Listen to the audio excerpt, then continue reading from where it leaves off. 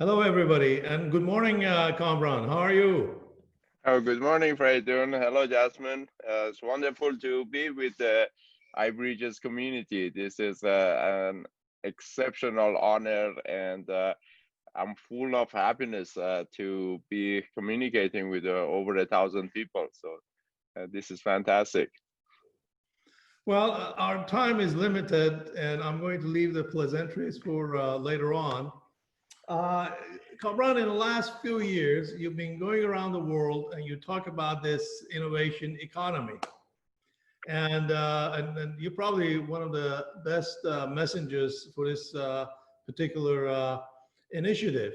But here's the thing: the innovation economy is predominantly its engine are the startups, and right now the startups are in trouble.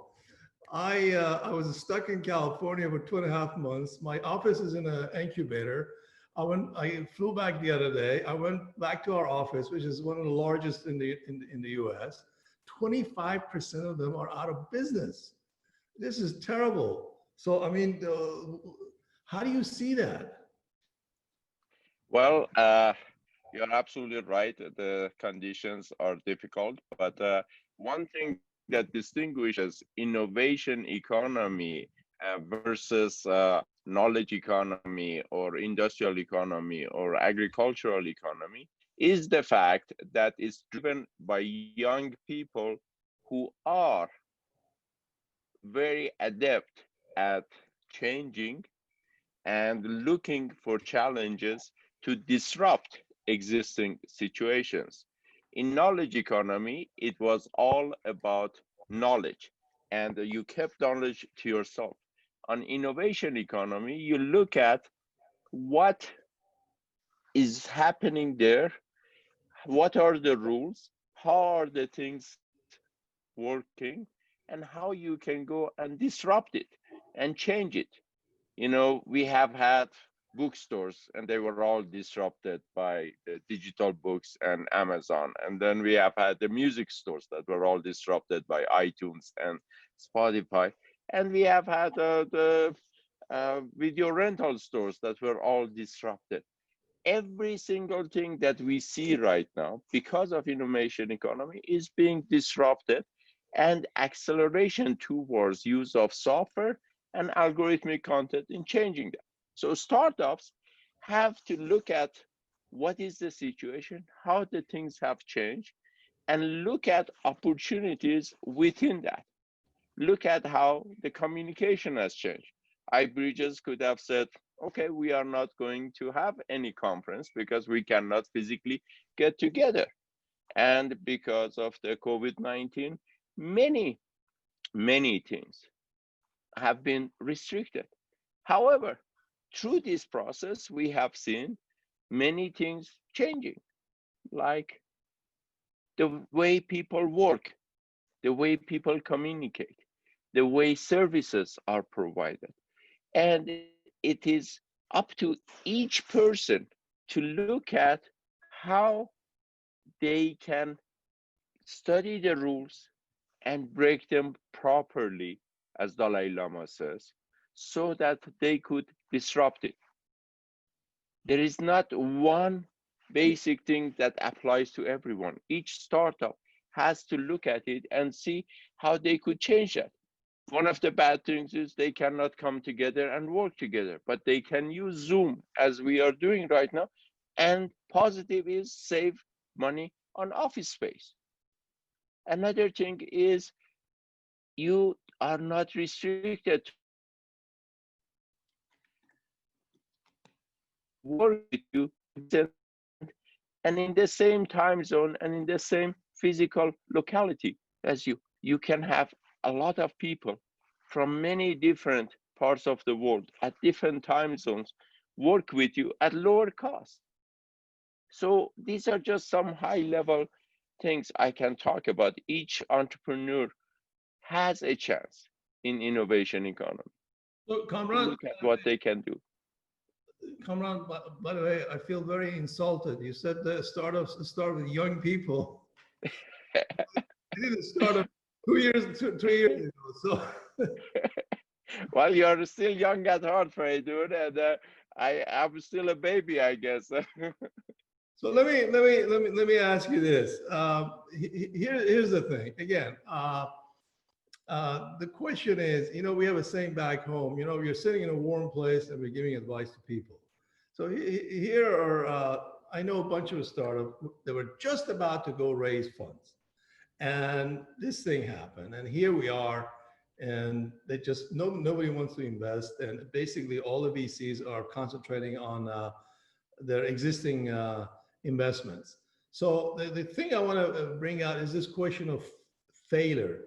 And sometimes it kind of, I find it amusing. You seem to cherish failure. You think you really are proud of your failure. Being from a part of the world that we never want to admit anything, but you seem to talk about it all the time.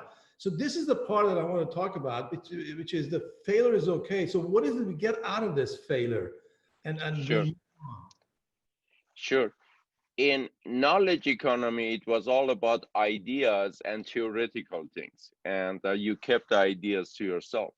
In innovation economy, which started with the broadband becoming widely available, it's all about collaboration, and it's all about going and implementing and executing the things that matter.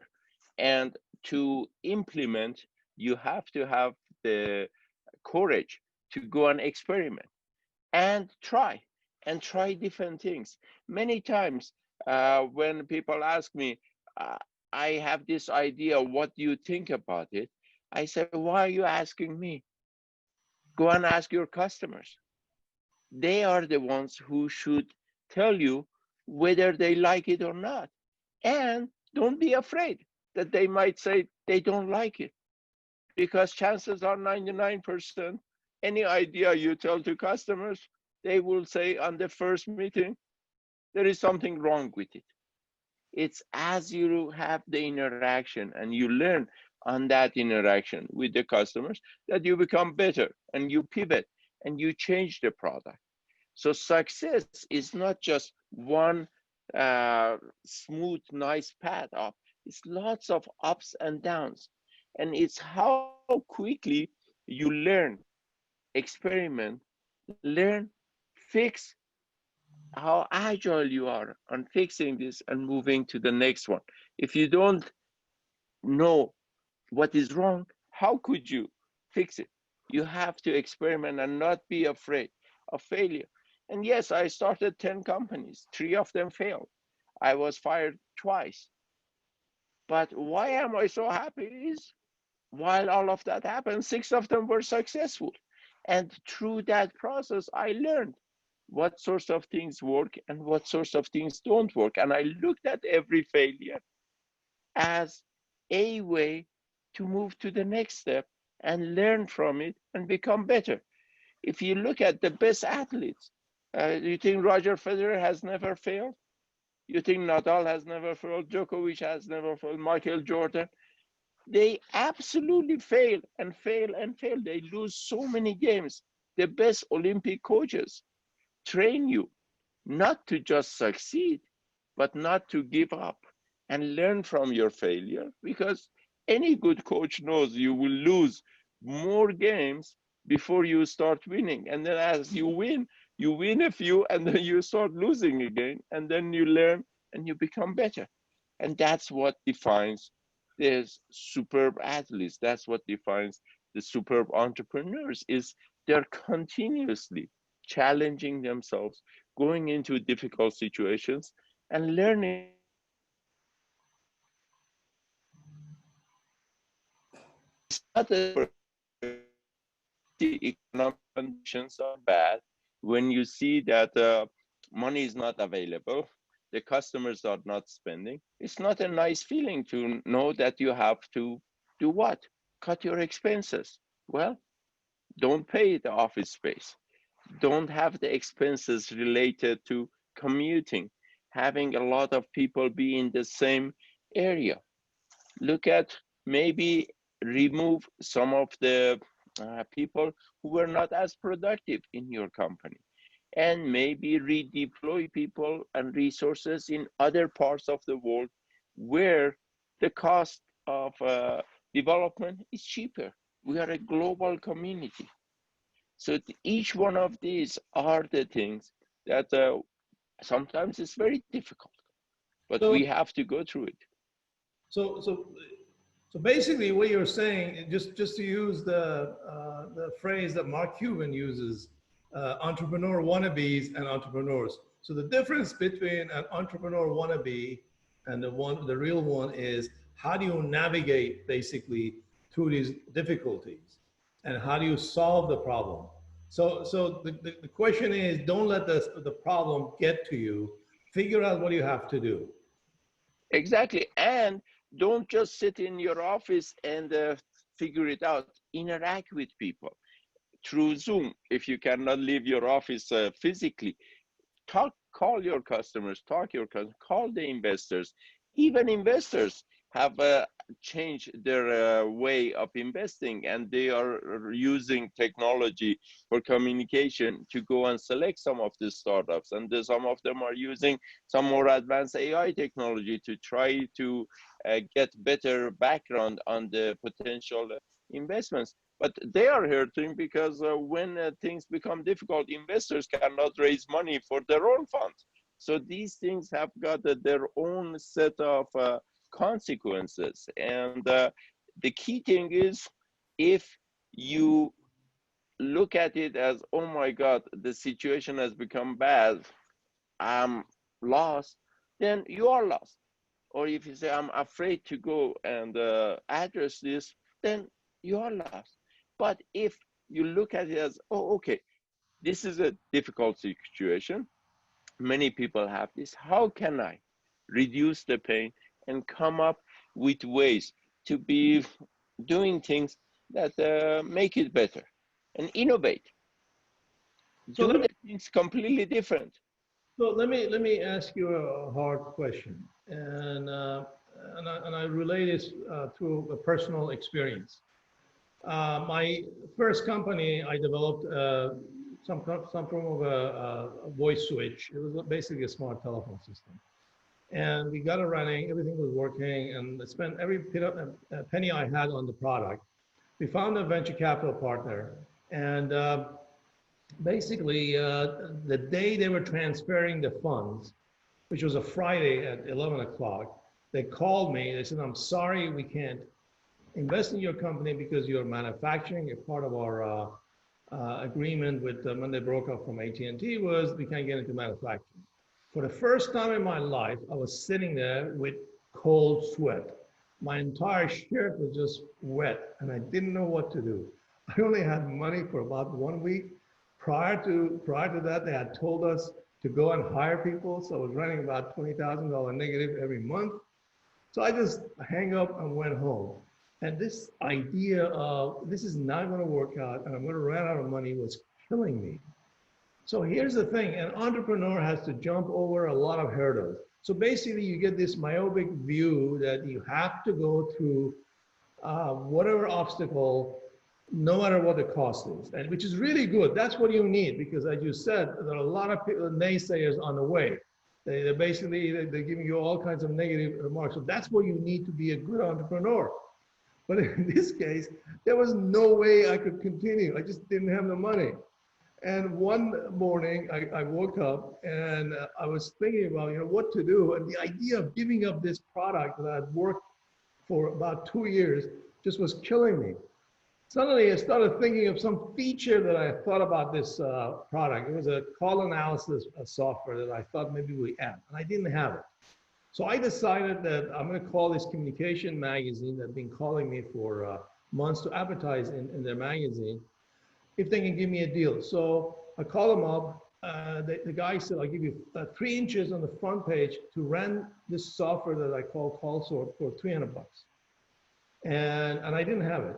So I ran that, here is this call analysis program for $300. By the end of the week, I had $5,000 in order and I did not have software. That saved me, but the idea of giving up this thing that I had built and put all my life was just killing me. So sometimes you got to give up, and I think you've done that too, right?